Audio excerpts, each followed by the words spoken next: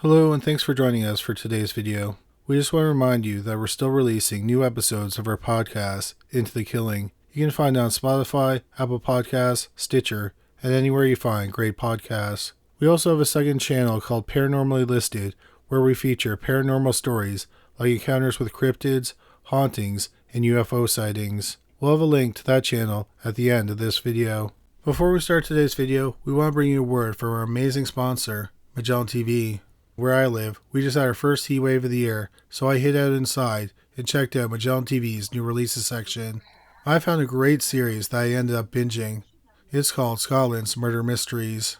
When I started the series, I realized I didn't know many Scottish unsolved mysteries. The stories were really interesting and very well told. Plus, the reconstructions were very well acted. If you're a fan of unsolved mysteries, this is a great series that I think you'll really enjoy. And there's so much more to watch on Magellan TV. I really like their science documentaries, especially ones that are available in 4K. They have a series called A New Prehistory, which is excellent, and I highly recommend it. Magellan TV has over 3,000 documentaries, so you're bound to find something great to watch. You should check out Magellan TV today because they have a great offer for criminally listed viewers. They are offering our viewers 30 days of free service. To get this amazing offer, just go to try.magellantv.com/criminally-listed. Please check out Magellan TV today because you'll find something interesting to watch and you'll be supporting Criminally Listed in the process. Number 3. Jon Adams. On the night of October 18th, 2014, 15-year-old John Fielding Adams told his friends to come over to his grandfather's farm, which was just outside Kernersville, South Carolina. His grandfather, 75-year-old Clarence Nelson Parrish, was a retired tobacco farmer. John's father took off when he was 4, and no one in his family had seen him since. Parrish had been John's father figure. John was considered a good kid who didn't get into too much trouble. He was a talented soccer player, and even though he was just 15, he was getting calls from colleges about scholarships. Several of John's friends arrived at the farm, and they started drinking beer. One of his friends asked him about the large bloodstain on the driveway. John said that his grandfather had killed a deer. The next morning, the dead body of 75-year-old Clarence Nelson Parrish was found in a wooded area close to his home. It was clear he had died a violent death. The medical examiner determined he had died from blunt force trauma to the head. He had been struck on the head about 7 times with a shovel. He had also been stabbed 3 times in the back with a kitchen knife. The police searched Parrish's property, and in the trash, among some beer cans, they found a knife handle. The police brought 15-year-old Jon Adams in for questioning. He said he had killed his grandfather because a neighbor forced him to do it. But he later said his mother was having financial trouble. He thought that by killing his grandfather, she would inherit some of his money and property, which would solve her money problems. So John drove his mother's car over to his grandfather's home. He called his grandfather on his cell phone and told him to come outside. John grabbed a shovel and hid behind a freezer that was in the carport. Then, when his 75-year-old grandfather came outside, he ran up behind him and hit him in the head with the shovel. After striking him multiple times, he went into the kitchen and got a knife. He stabbed him 3 times to make sure he was dead. Then he dragged the body into the wooded area and called his friends over. Jon Adams was charged with first-degree murder and he would be tried as an adult. But a plea deal was made and John pleaded guilty to second-degree murder. He was sentenced to 20 to 25 years in prison. The judge ordered that he should be transferred to an adult facility when he was the appropriate age. Before being sent there, he was to have a psychiatric examination and get treatment based on the doctor's orders. He was also to get counseling for young offenders, plus GED and vocational training. At the time of this video, 22-year-old Jon Adams is serving his sentence at the Foothills Correctional Institution in Morganton, North Carolina. His earliest projected release date is October 2034, when he's 35 years old. Number 2. Aaron Flynn, Mathew Henderson, and Christopher Henderson. In the fall of 2009, Wheatfield, Indiana had a population of around 850 people. This included Rosalba Silvina Riccio, who went by the name Sylvia. Sylvia was born in Italy and came to the United States in 1972. She had 3 children and later became a grandmother. Sylvia was well liked in her community and was considered a compassionate person. She didn't always have the easiest time in life. In March 1990, she was in a bad car accident. She survived, but she was left with a disability. She was later diagnosed with cancer. She also survived that. In early 2008, she had intense mouth pain, so all her teeth had to be pulled. In spring 2009, she was scheduled to get her teeth replaced. On March 11, 2009, Sylvia's daughter, Anna Riccio, went to her mother's home. She found it in disarray, and her mother was nowhere to be found. Anna called the police and reported Sylvia missing. 2 days later, 26-year-old Aaron Flynn was arrested while driving one of Sylvia's cars. He was driving on a suspended license. Flynn sometimes lived with Sylvia as a tenant, and he did handiwork for her. When Sylvia went missing, Flynn was living in Lake Village, Indiana, which is a town about 25 miles from Wheatfield. After he was arrested, he was released on bond.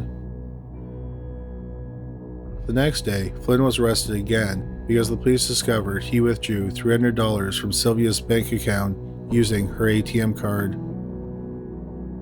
Then the police went to his home and found Sylvia's second car. In the car, they found some blood. The police then interrogated Aaron Flynn. The next day, he led them to Sylvia's body. He was buried in a shallow grave on an abandoned farm. Flynn said that a pair of cousins helped him in the murder, 30-year-old Christopher Henderson and 23-year-old Mathew Henderson. Flynn told the police that he thought that Sylvia was expecting to get millions of dollars. It was never publicly clear where he thought Sylvia was going to get the money or why she was supposed to get it. Flynn told Mathew Henderson he would give him some money if he helped kill Sylvia. Mathew agreed to help. On March 9th, they went over to her house and threw her into the trunk of her car. They drove to a nature preserve and got her out of the car. Then they pushed her to the ground. Flynn claimed that he held a shovel to Sylvia's neck, and then Mathew stomped on the step of the shovel, driving the blade into the 54-year-old grandmother's neck, killing her. After murdering Sylvia, they went to a restaurant and ate breakfast. Then they moved the body to an abandoned farm, and Christopher Henderson helped them bury her body. After Flynn confessed, Christopher and Mathew Henderson were both arrested. Mathew denied stomping on the shovel. He claimed he was the one who held it, and Flynn was the one who drove it into Sylvia's neck. He said he had just been hired to drive the car. But the police knew he was lying about being the driver because of other details he told them about the murder. In September 2010, Aaron Flynn and Mathew Henderson pleaded guilty to murder. Christopher Henderson pleaded guilty to assisting a criminal. Flynn was sentenced to 60 years in prison. At the time of this video, Aaron Flynn is 40 years old. He is serving a sentence at the Indiana State Prison, Michigan City, Indiana. His earliest possible release date is July 2042. He'll be 60 years old. Mathew Henderson was sentenced to 55 years in prison. 36-year-old Mathew Henderson is serving a sentence at the Wabash Valley Correctional Facility in Carlisle, Indiana. His earliest possible release date is September 2040, when he'll be 54 years old. Christopher Henderson was sentenced to 4 years of prison and 1 year of probation. Number 1. David Patten. In May 1999, 81-year-old Mathew Patten and his 73-year-old wife, Claire, lived on a quiet street in Toronto, Ontario, Canada. Their son, 44-year-old David Patten, lived with them as well. Mathew was a retired sanitation worker, and Claire was a retired nurse. David had worked as a truck driver, but he had been mentally ill for at least 20 years. People started to notice that he acted oddly around the age of 13. On May 15, 1999, a neighbor was walking down their street and she saw something horrifying. David was striking his 81-year-old father in the head and the neck with a garden spade on the family's driveway. 73-year-old Claire came out of the house and tried to stop him. David then turned his attention to his mother and started striking her on the head and the neck with a shovel. When he struck his parents in the head and the neck, he used a chopping motion.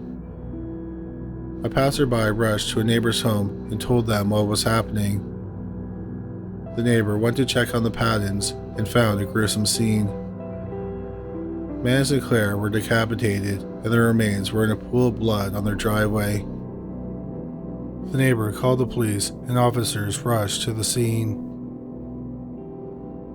David wasn't at the house when they got there. He was found a few blocks away. The police ordered him to surrender, but he refused. He had to be subdued with pepper spray, and then he was arrested. 44-year-old David Patten was charged with 2 counts of first-degree murder. A psychiatric evaluation was performed on David. He said that he thought he was the leader of the British Army and World War II was about to happen. But he could stop the war by killing the devil that possessed his father. He thought that when he attacked his father, he was killing the devil inside of him, and his father was still alive. But then the devil transferred to his mother, so he attacked her. In June 2000, David Patten was declared not criminally responsible because of insanity. He was committed to a psychiatric hospital. Thank you so much for watching today's video. Please don't forget to check out our new channel, Paranormally Listed. There's a link on the screen now, and there's a link in the description box below this video. Well, that's all for today. Thanks again for watching.